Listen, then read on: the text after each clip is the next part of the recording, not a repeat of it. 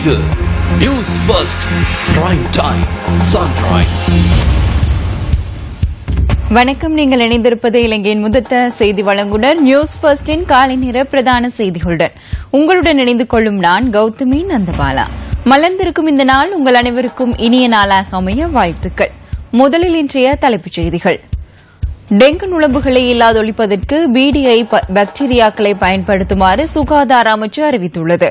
யாழ்ப்பாணம் புங்குடுதீவு மாணவி சிவலோகநாதன் வித்யாவின் படுகொலை வழக்கின் தொடர் விசாரணை 4வது நாளாக இன்று நடைபெறவுள்ளது.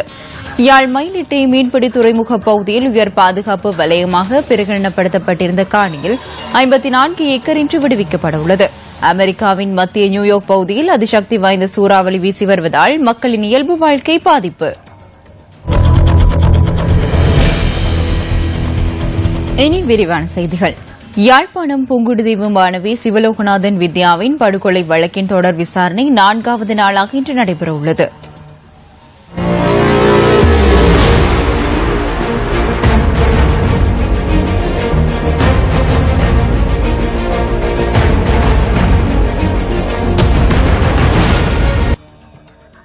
சிவலோகநாதன் வித்யா கூட்டு வன்புணர்விற்குட்படுத்தப்பட்டு படுகொலை செய்யப்பட்டமை தொடர்பிலான வழக்கு யாழ் மேல் நீதிமன்றத்தில் ட்ரையல் அட்பார் முறையில் விசாரிக்கப்படுகிறது.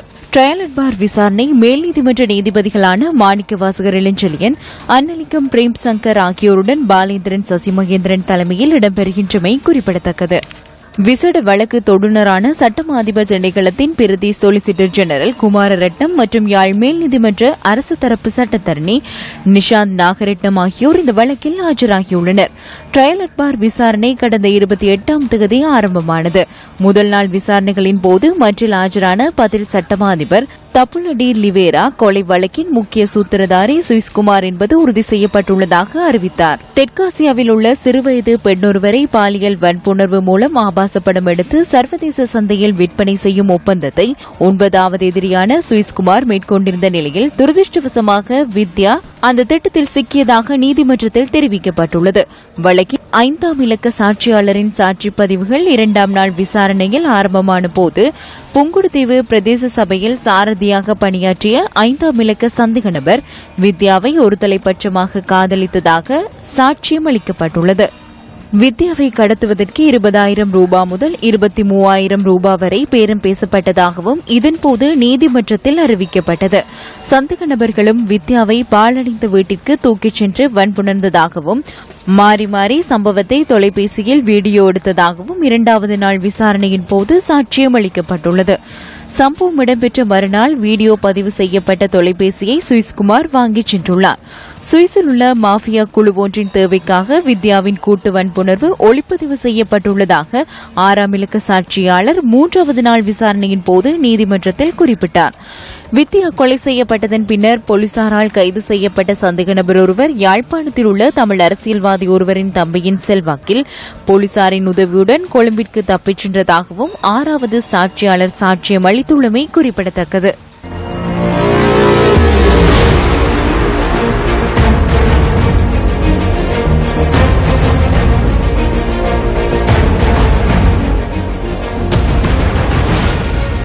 திருகோணமலை மற்றும் மன்னார் ஆகிய பகுதிகளில் சட்டவிரோதமாக மீன்பிடியில் ஈடுபட்ட 13 மீனவர்கள் கைது செய்யப்பட்டுள்ளனர். திருகோணமலையில் சட்டவிரோதமாக தடை செய்யப்பட்ட வலைகளை பயன்படுத்தி மீன்பிடியில் ஈடுபட்ட 8 பேர் கைது செய்யப்பட்டுள்ளதாக கடற்படை தெரிவித்துள்ளது. மீன்பிடிக்கு பயன்படுத்தப்பட்ட டிங்கி படகும் 225 மீட்டர் நீளமுடைய தடை செய்யப்பட்ட வலையும் கடற்படையினரால் கைப்பற்றப்பட்டுள்ளது. இதேவேளை மன்னார் வடக்கு கடற்பரப்பில் தடை செய்யப்பட்ட வலையை பயன்படுத்தி சட்டவிரோதமாக மீன்பிடியில் ஈடுபட்ட 5 மீனவர்கள் கைது செய்யப்பட்டுள்ளனர். இவர்களின் 2 டிங்கி படகுகளும் தடை செய்யப்பட்ட 4 வலைகளும் சுமார் 4 கிலோ மீன்களும் கடற்படையினரால் கைப்பற்றப்பட்டுள்ளன. யாழ் மயிலிட்டி மீன்பிடி துறைமுக பகுதியில் உயர் பாதுகாப்பு வலயமாக பிரகடனப்படுத்தப்பட்டிருந்த காணியில் 54 ஏக்கர் இன்று விடுவிக்கப்படவுள்ளது.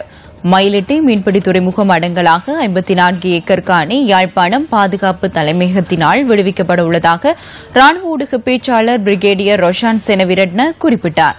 இந்த காணிகள் யாழ் மாவட்ட அரசாங்க அதிபரிடம் இன்று உத்தியோகபூர்வமாக ஒப்படைக்கப்பட்ட பின்னர் காணி உரிமையாளர்களிடம் கையளிக்கப்பட உள்ளன.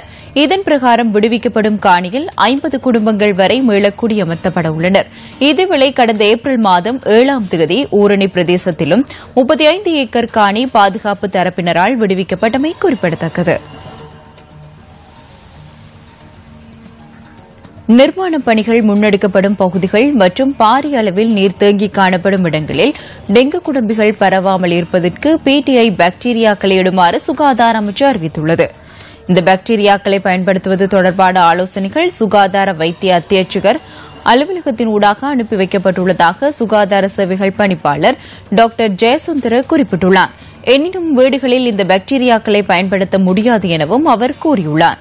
வீடுகளில் நீர் தேங்கும் இடங்களை சுத்தப்படுத்தி நீரை அப்புறப்படுத்துமாறும் நுளம்பு குடம்பிகள் பரவக்கூடிய இடங்களை சுத்தப்படுத்துமாறும் சுகாதார சேவைகள் பணிப்பாளர் டாக்டர் ஜெயசுந்தர தெரிவித்துள்ளார். டெங்கு தொடர்பில் தற்போது ஆய்வுகள் முன்னெடுக்கப்பட்டு வருவதாகவும் அவற்றை எதிர்காலத்தில் பயன்படுத்த திட்டமிடப்பட்டுள்ளதாகவும் அவர் கூறியுள்ளார். வருடத்தின் இதுவரையான காலப்பகுதியில் 71,000 பேர் டெங்கு காய்ச்சலால் பாதிக்கப்பட்டுள்ளதாக தேசிய டெங்கு ஒழிப்பு பிரிவின் சமூக வைத்திய நிபுணர் பிரசீலா சமரவீர குறிப்பிட்டுள்ளார். இந்த காலப்பகுதியில் நாடளாவிய ரீதியில் 215 பேர் டெங்கு காய்ச்சலால் உயிரிழந்துள்ளனர். மேல் மாகாணம் மற்றும் ரத்தினபுரி, கேகாலை, புத்தளம், காலி, மாத்தறை உள்ளிட்ட பல மாவட்டங்களில் டெங்கு நோயாளர்கள் தொடர்ந்தும் அதிகரித்து வருவதாகவும் அவர் கூறியுள்ளார். இன்றைய வானிலை தொடர்பான தகவல்களுடன் இணைந்து கொள்கிறார் கே சூரியகுமார். மேற்கு சப்ரகமுவ மத்திய மாகாணங்களின் சில பகுதிகளிலும் காலி மாத்தறை மாவட்டத்தின் சில பகுதிகளிலும் இடையிடையே மழை காணப்படும்.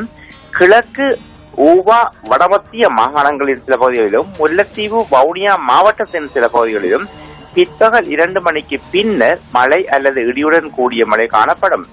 அதுடன் இலங்கையின் தென் பிராந்தியங்களின் சில இடங்களில் மணித்தியாலத்துக்கு 50 கிலோமீட்டர் வரையான வேகத்தில் இடையிடையே சற்று பலமான காற்றும் வீசக்கூடும்.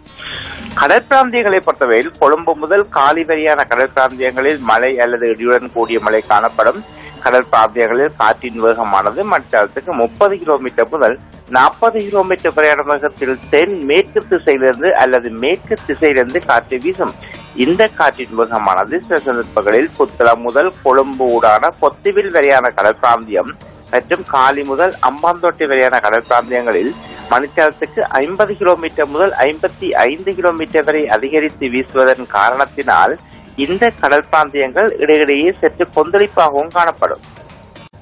விக்கெட்டுகளை விரைவாக கைப்பற்ற முடிந்தமையினாலேயே சிம்பாப்வே அணிக்கு எதிரான 2வது ஒருநாள் போட்டியில் வெற்றி பெற முடிந்ததாக இலங்கை அணியின் சுழற்பந்து வீச்சாளர் லக்ஷான் சந்தகேன் தெரிவிக்கின்றார். போட்டிக்கு பின்னர் நடைபெற்ற ஊடகவியலாளர் சந்திப்பில் அவர் இதனை தெரிவித்தார். நான் கிரிக்கெட் போட்டிகளின் போது தினமும் செய்வதையே செய்தேன். அதற்கு மாற்றீடாக எதனையும் செய்ய முற்படவில்லை. போட்டிக்கு முன்னதாக ஆற்றல்களை வெளிப்படுத்தி சிறப்பாக விளையாட வேண்டும் என நினைத்தேன். அதன் காரணமாகவே இந்த போட்டியில் சிறப்பாக செயற்பட முடிந்தது. சிம்பாப்வே அணியின் துடுப்பாட்ட வீரர்களை விரைவாக ஆட்டமிழக்க செய்ய முடிந்தமையினாலும் அவர்களது ஓட்டங்களை கட்டுப்படுத்த முடிந்தமையினாலும் இந்த போட்டியில் இலகுவாக வெற்றி பெற முடிந்தது. விக்கெட்டுகளை விரைவாக கைப்பற்றுவதே இந்த போட்டியில் சுழற்பந்து வீச்சாளர்களின் பிரதான இலக்காக அமைந்திருந்தது. அதனை உணர்ந்து வணிந்து செயற்பட்டார். அவருக்கு பிரகாசமான எதிர்காலம் இருக்கின்றது. அவர் எதிர்வருகின்ற போட்டிகளில் சிறப்பாக விளையாடுவார். இத்துடன் நியூஸ் ஃபர்ஸ்டின் காலை நேர பிரதான செய்திகள் நிறைவடைகின்றன. வணக்கம்.